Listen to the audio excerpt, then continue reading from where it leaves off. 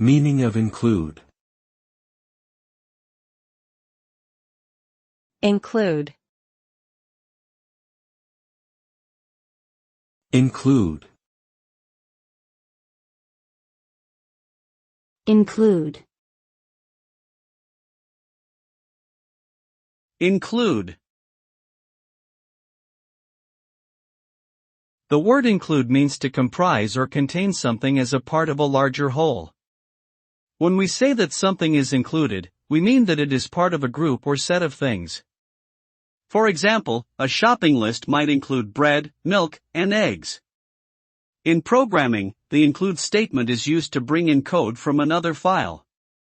In general, including something implies that it is not the only thing present, but rather one of many elements that make up a larger entity.